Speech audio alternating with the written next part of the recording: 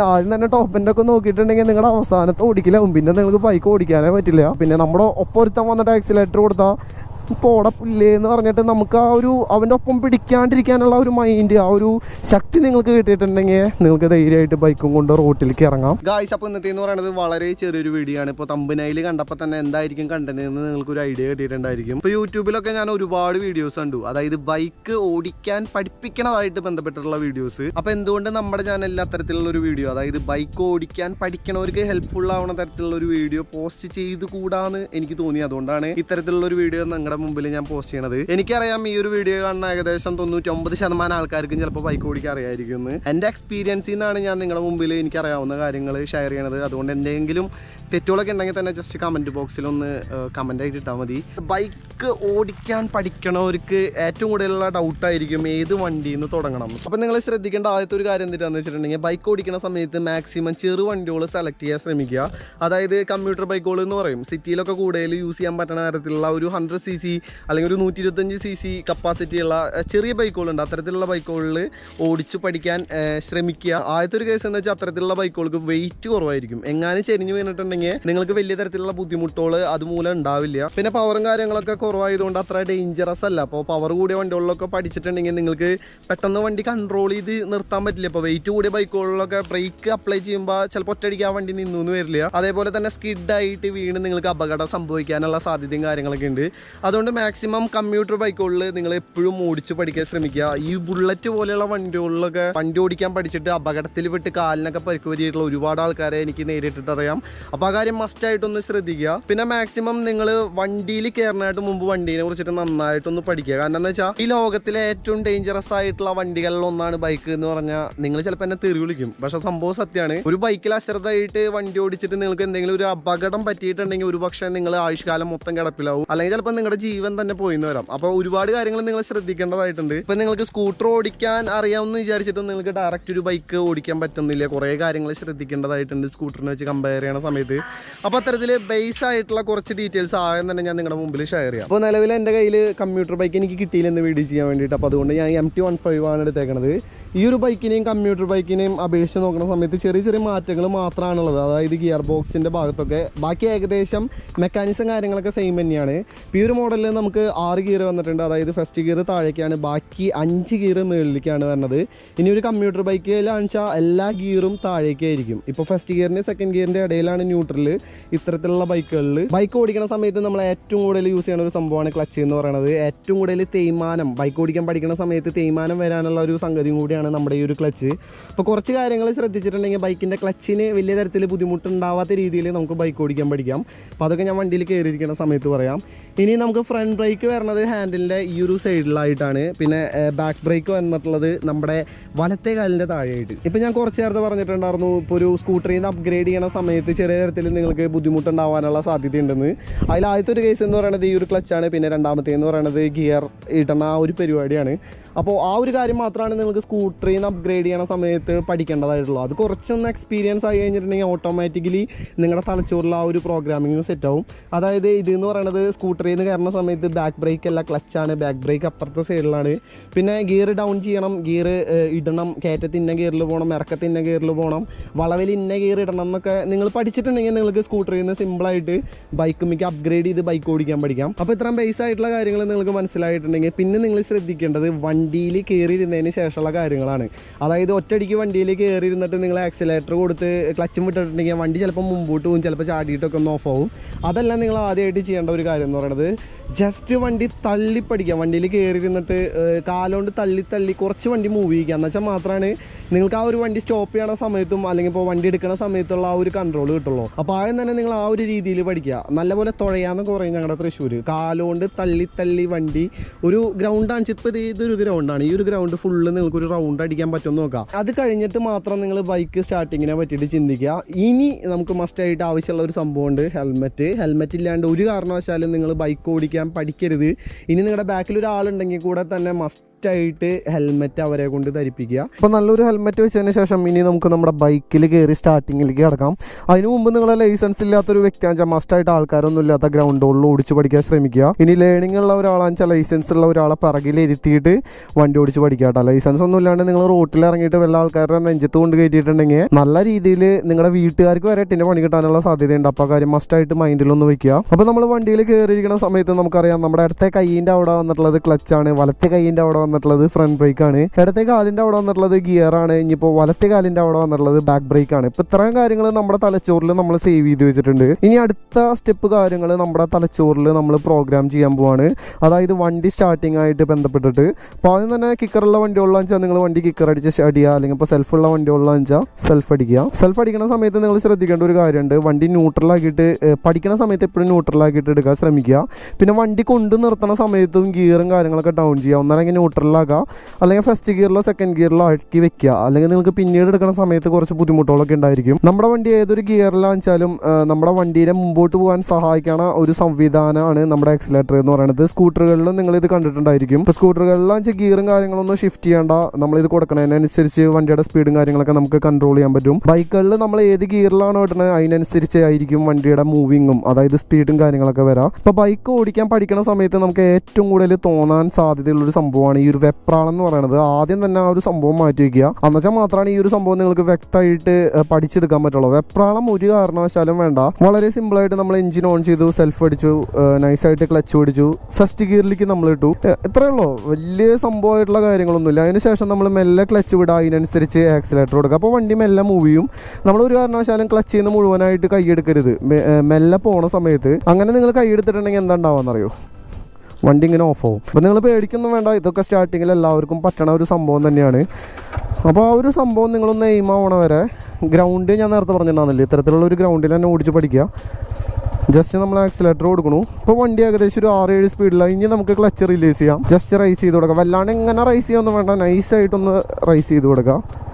വണ്ടി നിർത്താൻ വേണ്ടിയിട്ട് നിങ്ങൾ ആദ്യം ചെയ്യണ ഒരു കാര്യം, എല്ലാവരും തെറ്റ് ചെയ്യണ ഒരു കാര്യമാണ്, ഒറ്റയടിക്ക് നമ്മുടെ ക്ലച്ച് പിടിക്കുന്നിട്ട് കാല് രണ്ടിങ്ങനെ ആക്കിയിട്ട് ഫ്രണ്ട് ബ്രേക്ക് പിടിക്കും. ഫ്രണ്ട് ബ്രേക്ക് പിടിച്ചിട്ടുണ്ടെങ്കിൽ നിങ്ങൾ വീഴാനുള്ള സാധ്യത 99% കൂടുതലാണ്. ഇപ്പോൾ ഗ്രൗണ്ടിലൊക്കെ ഓടിച്ച് പഠിക്കുന്ന സമയത്ത് എങ്ങനെയാണ് വണ്ടി സ്ലോ ആക്കേണ്ടതെന്ന് ഞാൻ ജസ്റ്റ് പറഞ്ഞുതരാം. ഇപ്പോൾ ഞാൻ വണ്ടി ഫസ്റ്റ് ഗിയറിൽ ഒരു 2 റൗണ്ട് അടിച്ചു എന്ന് വിചാരിക്കുക. ഞാനിപ്പോൾ വണ്ടി നിർത്താൻ വേണ്ടി പോവാണ്. നിർത്താൻ വേണ്ടി പോകുന്ന സമയത്ത് എൻ്റെ 2 കാല് ഞാൻ ഫുട്ട് റെസ്റ്റൊന്നും എടുത്തിട്ടില്ല, ആ ഫുട്ട് റെസ്റ്റൊന്നും തന്നെയാണ് ഇരിക്കുന്നത്. ജസ്റ്റ് ഞാൻ ക്ലച്ച് പിടിച്ചു, എന്നിട്ട് നൈസായിട്ട് ഞാൻ ബാക്ക് ബ്രേക്കും ഫ്രണ്ട് ബ്രേക്കും ഒരേപോലെ അപ്ലൈ ചെയ്തു. വണ്ടി നിർത്തി. ഞാൻ എൻ്റെ നേരത്തെ നമ്മൾ എങ്ങനെയാണോ സ്റ്റാർട്ട് ചെയ്തത് അതേപോലെ തന്നെ ഇടത്തെ കാല് നിലത്തൂത്തി. ഇപ്പോഴും ഈ ഒരു കാല് ഫുട്ട് റെസ്റ്റുമാണ് ഇരിക്കുന്നത്. നമ്മൾ ആ ഒരു സൈഡിലേക്ക് വെയിറ്റ് ഒന്നും കൊടുക്കണ്ട, ജസ്റ്റ് ഇങ്ങനെ ഒന്ന് ചെരിച്ചെടുത്താൽ ഒരു തുണ്ട് ഈ ഒരു സൈഡിലേക്ക് ചെരിച്ചെടുത്തിട്ടുണ്ടെങ്കിൽ വണ്ടി നിർത്താൻ നമുക്ക് പറ്റി. വണ്ടി ഓഫായി. വണ്ടി സ്റ്റാൻഡ് ഇട്ടിട്ട് നമുക്ക് വണ്ടിയിൽ നിന്ന് ഇറങ്ങാം. സ്റ്റാൻഡ് തട്ടേണ്ട കാര്യങ്ങളൊക്കെ ബേസ് ആയിട്ടുള്ള കാര്യങ്ങളാണ് കേട്ടോ. അതൊക്കെ എല്ലാവരും ചെയ്യണം. സ്റ്റാൻഡ് തട്ടാണ്ടൊന്നും വണ്ടി ഓടിച്ച് പഠിക്കരുത്. അപ്പോൾ ഇപ്പോൾ പഠിച്ച ആ ഒരു പ്രോഗ്രാമിങ് നമുക്കൊന്നും കൂടെ ജസ്റ്റ് ഒന്ന് ചെയ്ത് നോക്കാം. വണ്ടി ഇപ്പോൾ ന്യൂട്രലാണ്. നമ്മൾ എൻജിൻ ഓൺ ചെയ്തു, സെൽഫ് അടിച്ചു,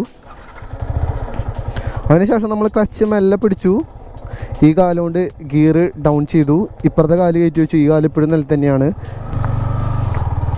വണ്ടി മൂവ് ചെയ്യിച്ചു. ഇപ്പോൾ ഒരു 2 റൗണ്ടൊക്കെ വേണമെങ്കിൽ അടിക്കാം കേട്ടോ ഇത്തരത്തിൽ പഠിക്കുന്ന സമയത്ത്. ഇനി വണ്ടി നിർത്താൻ വേണ്ടിയിട്ട് എന്താ ചെയ്യുക, നമ്മൾ ആക്സിലേറ്റർ ഫുള്ളായിട്ട് ത്രോട്ട് വിട്ടു. ഇനി ആക്സിലേറ്ററിലേക്ക് നമുക്ക് പോകണില്ല. അപ്പോൾ വണ്ടി സ്ലോ ആയി. നമ്മൾ ക്ലച്ച് പിടിച്ചു, ബാക്ക് ബ്രേക്ക് അപ്ലൈ ചെയ്തു. മെല്ലെ വേണമെങ്കിൽ നിങ്ങൾക്ക് ഫ്രണ്ട് ബ്രേക്ക് അപ്ലൈ ചെയ്യാം. വണ്ടി സ്ലോ ആക്കി, വണ്ടി നിർത്തി. ഇനിയിപ്പോൾ ഈ ഒരു ക്ലച്ച് വിട്ടിട്ടുണ്ടെങ്കിൽ വണ്ടി വീണ്ടും മുമ്പോട്ട് ചാടും.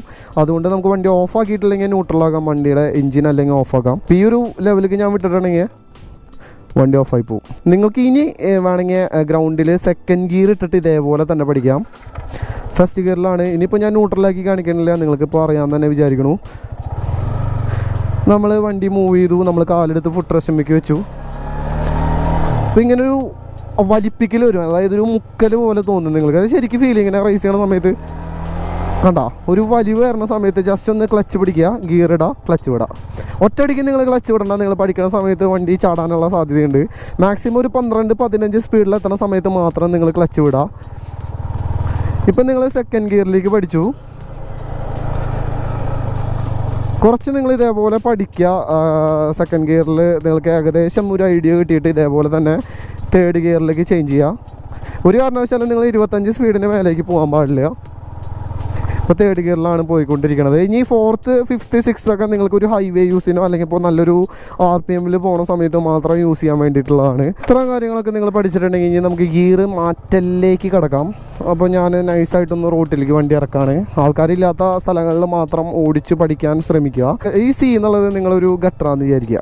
ഇപ്പോൾ ഇവിടെ എത്തുന്ന സമയത്ത് എന്തിട്ട് ചെയ്യാം, ഒന്നല്ലെങ്കിൽ വണ്ടി നമ്മൾ വെട്ടിക്കും, അല്ലെങ്കിൽ നമ്മൾ ഒരു ഗട്ടറിൽ എടുക്കാത്ത രീതിയിൽ എങ്ങനെയെങ്കിലും മുമ്പിലേക്ക് ആക്കാൻ വേണ്ടിയിട്ട് പല രീതിയിൽ ചിലപ്പോൾ സഡൻ ബ്രേക്ക് ഇടും. അപ്പോൾ അങ്ങനെ ഇടുന്ന സമയത്ത് നമ്മുടെ ബാക്കിൽ ഒരു വണ്ടി ഉണ്ടെങ്കിൽ നമ്മുടെ ബാക്കിൽ വന്നിടിച്ച് അപകടത്തിൽ പെടാനുള്ള സാധ്യതയുണ്ട്. അപ്പോൾ അതാണ് ഞാൻ ആദ്യം തന്നെ പറഞ്ഞത്, ആൾക്കാരില്ലാത്ത റോഡുകളിൽ നിങ്ങൾ ഓടിച്ച് പഠിക്കാൻ ശ്രമിക്കുക. പിന്നെ ചെറിയ ഗട്ടറൊക്കെ കാണുന്ന സമയത്ത് നിങ്ങൾ ടെൻഷൻ അടിച്ച് സഡൻ ബ്രേക്ക് ഇടേണ്ട കാര്യമൊന്നുമില്ല, അല്ലെങ്കിൽ പൊറ്റടിക്ക് വെട്ടിക്കേണ്ട കാര്യമൊന്നുമില്ല. അതിന് വേണ്ടിയിട്ടാണ് നമുക്ക് ഫ്രണ്ടിലും ബാക്കിലൊക്കെ സസ്പെൻഷൻ വന്നിട്ടുള്ളത്. ജസ്റ്റ് അത് നോക്കിക്കോളും, സസ്പെൻഷൻ ചെറിയ ഗട്ടറുകളിലൊക്കെ സിമ്പിളായിട്ട് ചാടിപ്പോക്കോളും. അപ്പോൾ ഒരു കാരണവശാലും നിങ്ങൾ നിലത്ത് ഗട്ടറുണ്ടോ നോക്കിയിട്ട് വണ്ടി ഓടിക്കരുത്. എപ്പോഴും നിങ്ങൾ വണ്ടി ഓടിക്കുന്ന സമയത്ത് നിങ്ങളുടെ കണ്ണ് നേരെ ആയിരിക്കണം. അതേപോലെ തന്നെ നിങ്ങൾ രണ്ട് മിററിലും എപ്പോഴും ശ്രദ്ധിക്കണം. ബാക്കിലത്തെ കാര്യങ്ങൾ അറിയാൻ വേണ്ടിയിട്ടുള്ളതാണ് മിറർ. ഒരു കാരണവശാലും നിങ്ങൾ ഗിയർ ഇടുന്ന സമയത്തോ ക്ലച്ച് പിടിക്കുന്ന സമയത്തോ ഹാൻഡിൽ മേക്കോ ഗിയർ ബോക്സിൻ്റെ ഭാഗത്തേക്കോ നോക്കരുത്. അപ്പോൾ ബ്രേക്ക് ചവിട്ടുന്ന സമയത്ത് ബ്രേക്ക് എവിടെയാണെന്ന് നോക്കണവരൊക്കെ ഉണ്ട്. അപ്പോൾ അതൊക്കെ ഓട്ടോമാറ്റിക്കലായിട്ട് നിങ്ങളുടെ തലച്ചോറിൽ പ്രോഗ്രാം ആയി കഴിഞ്ഞിട്ടുണ്ടെങ്കിൽ അവിടേക്കൊന്നും നിങ്ങൾക്ക് നോക്കേണ്ട കാര്യമില്ല. ഈ ഒരു സ്റ്റാർട്ടിങ്ങിൽ മാത്രമാണ് നിങ്ങൾ ഇത്തരത്തിലുള്ള കാര്യങ്ങൾ ശ്രദ്ധിക്കേണ്ടതായിട്ടുള്ളത്. അപ്പം മസ്റ്റായിട്ട് ആ കാര്യങ്ങളൊക്കെ ഒന്ന് ജസ്റ്റ് മനസ്സിലാക്കുക. വണ്ടി ഓടിക്കുന്ന സമയത്ത് നമ്മുടെ രണ്ട് കൈയും ഹാൻഡിലായിരിക്കണം. ഈ രണ്ട് കൈകളിലെ രണ്ട് വിരലുകൾ ഉപയോഗിച്ചിട്ടാണ് നമ്മൾ ബ്രേക്കും ക്ലച്ചൊക്കെ അപ്ലൈ ചെയ്യേണ്ടതായിട്ടുള്ളത്. ഈ ഒരു റോഡിൻ്റെ നടുവിൽ കൂടെ ഓടിച്ച് പഠിക്കാണ്ടിരിക്കുക. എപ്പോഴും ഒരു സൈഡ് പിടിച്ചിട്ട് ഈ ഒരു സ്പീഡിൽ, ഞാനിപ്പോൾ തേർഡ് ഗിയറിലല്ല പോകണത്, ഈ ഒരു സ്പീഡിൽ മാത്രം ഓടിച്ച് പഠിച്ചുകൊണ്ടിരിക്കുക. ഇപ്പോൾ ഞാൻ ഫോർത്ത് ഗിയറിലേക്ക് ഒന്ന് ഇടാൻ പോവാണ്. ഇപ്പോൾ ഞാൻ ഫോർത്ത് ഗിയറായി, ഫിഫ്ത്ത് ഗിയറായി. അപ്പോൾ പെട്ടെന്ന് ഇവിടെ ഒരു കയറ്റം വന്നിട്ടുണ്ട്.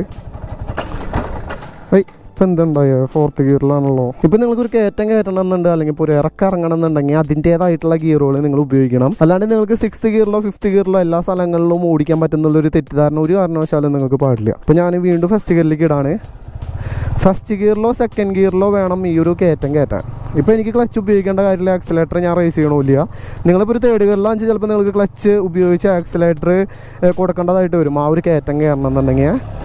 അപ്പോൾ ഒരു കയറ്റം കയറുന്ന സമയത്ത് എപ്പോഴും നമ്മൾ ഉപയോഗിക്കേണ്ട ഗിയറുകളാണ് ഫസ്റ്റ്, സെക്കൻഡ്, തേർഡ് എന്ന് പറഞ്ഞിട്ടുള്ളത്. അത്യാവശ്യം നല്ല ടോർക്ക് ആയിട്ടുള്ള ബൈക്കുകളിലൊക്കെ നമുക്ക് വേണമെങ്കിൽ ഫോർത്തും ഫിഫ്ത്തിലൊക്കെ കയറി പോകാം. പക്ഷേ ഒരു കമ്പ്യൂട്ടർ ബൈക്കിൽ ഒരിക്കലും അങ്ങനെ പറ്റില്ല. അതുകൊണ്ട് മാക്സിമം ഫസ്റ്റ് ഗിയറിലും സെക്കൻഡ് ഗിയറിലും കയറ്റങ്ങൾ കയറ്റാൻ ശ്രമിക്കുക. അപ്പോൾ കറക്റ്റായിട്ട് ഇങ്ങനെ ഗിയർ ഷിഫ്റ്റ് ചെയ്തിട്ടില്ലെങ്കിൽ നിങ്ങളുടെ ക്ലച്ച് എപ്പോഴും ഇങ്ങനെ റേസ് ചെയ്ത് നിങ്ങൾ വണ്ടി എടുക്കേണ്ടതായിട്ട് വരും. അപ്പോൾ അങ്ങനെ എടുക്കുമ്പോൾ ക്ലച്ചിന് തേയ്മാനം വരാനുള്ള സാധ്യതയുണ്ട്. നിങ്ങളുടെ വണ്ടിയുടെ ഗിയർ ബോക്സിനൊക്കെ അത് തകരാറുണ്ടാക്കും. അപ്പോൾ കാര്യം മസ്റ്റായിട്ടൊന്ന് മനസ്സിലാക്കുക. ഇപ്പോൾ നമ്മൾ പോകാൻ പോകുന്നത് വലിയൊരു ഇറക്കത്തിലാണ്. ഈ ഇറക്കത്തിൽ എനിക്ക് ആറാമത്തെ ഗിയറിൽ പോകണമെങ്കിൽ പോവാം. ഇപ്പോൾ പെട്ടെന്നൊരു വളവ് വന്ന് കഴിഞ്ഞിട്ടുണ്ടെങ്കിൽ എന്തിട്ട് ചെയ്യാം, നമ്മൾ ക്ലച്ച് പിടിക്കണവരോട് കൂടിയിട്ട്, ഇതിപ്പോൾ സ്ലിപ്പർ ക്ലച്ചുള്ള വണ്ടിയാണ്, അല്ലാത്ത വണ്ടികളിലൊക്കെ വണ്ടി ഫ്രീ ആയി, പിന്നെ എഞ്ചിനും വീലും തമ്മിലുള്ള ഒരു കണക്ഷൻ ഉണ്ടാവില്ല. അപ്പോൾ നിങ്ങൾ കൂടുതൽ അപകടത്തിൽ ചെന്ന് പെടാനുള്ള സാധ്യതയുണ്ട്. അങ്ങനെ ചെയ്തിട്ടുണ്ടെങ്കിൽ ഒരു കാരണവശാലും വളവിലോ ഇറക്കത്തോ ക്ലച്ച് പിടിച്ചിട്ട് വണ്ടി ഓടിക്കരുത്. നമ്മൾ നല്ലൊരു ഇറക്കാന്ന് വെച്ചാൽ, അല്ലെങ്കിൽ ഇപ്പോൾ മഴ പെയ്ത് വഴുക്കലുള്ള ഒരു റോഡാന്ന് വെച്ചാൽ, അല്ലെങ്കിൽ ഇപ്പോൾ ചിരലാന്ന് വെച്ചാൽ നമ്മളിങ്ങനെ ചെയ്യാം. ബ്രേക്ക് പിടിച്ചിട്ടുണ്ടെങ്കിൽ നമ്മൾ തലയും തല്ലി വീഴും, 100% ഉറപ്പുള്ള കാര്യമാണ്. അപ്പോൾ നമ്മൾ ഗിയർ ബോക്സിൻ്റെ ഭാഗത്തേക്ക് നേരത്തെ നമ്മൾ കയറ്റം കയറുമ്പോൾ ചെയ്തില്ല, അതേപോലെ തന്നെ ജസ്റ്റ് ഗിയർ ഡൗൺ ചെയ്യുക. ഇപ്പോൾ ഫസ്റ്റ് ഗിയറിലാണ് ഞാൻ ക്ലച്ച് പിടിച്ചിട്ടില്ല, വണ്ടി മൂവ് ആവുന്നുണ്ട്.